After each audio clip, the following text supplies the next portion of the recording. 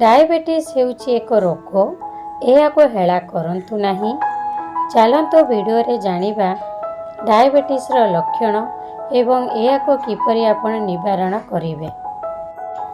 Diabetes रे आपण को प्रथम लक्षण देखा जीवो आपण को अधिक भोक लागिवो, शोष आपण को अधिक लागिवो, हठात आपणकर शरीर रो ओजन कम होई जीवो, आपण को बारंबार परिश्रा लागिवो, पादरे आपणकर इंजुरी हेले ताहा धीरे धीरे ठीक हेबो एवं बारंबार इन्फेक्शन हेबो। आपण को क्लियर विजन देखा जीवो नाही, दैट मीन्स आपण को झापसा देखा जीवो, हाथ किंबा पादरे आपणकर अस्थिरता किंबा सामान्य पोड़िला परि आपण अनुभव करिवे। चलंतु एबे जानिबा डायबिटीज को आपण किपरि निवारण करिवे।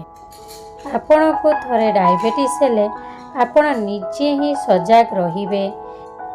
आपण एक रूटीन बनातु, जेमिति कि आपण सकाळ उठिबे, ब्रश करिवे, ब्रश कला परे आपण एक्सरसाइज करिवे, नियमित भाबरे आपण एक्सरसाइज करिवे, फास्ट फूड खाद्य किंबा जंक फूड खाद्य खाइबे नहीं, खाद्य आपण ठीक टाइम रे खाइबे, जेमिति कि आपण क्वालिटी खाद्य खाइबे।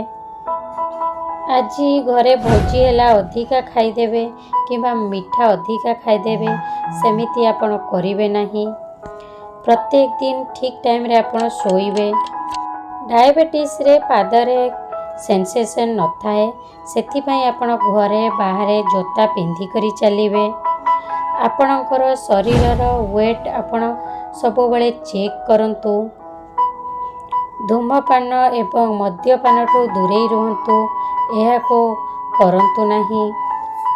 रक्त शर्करा, रक्तचाप एवं कोलेस्ट्रोल को आपण कंट्रोल करंतु। जेमिति कहली थरे डायबिटीज हेले आपण निजे ही आपण को सजग होगा पड़िबो। डॉक्टर तो आपण को मेडिसिन दे देबे, घरे आपण को गाइड करिवे, सेति पई आपण निजे ही सचेतनता अवलंबन करंतु। Thank you.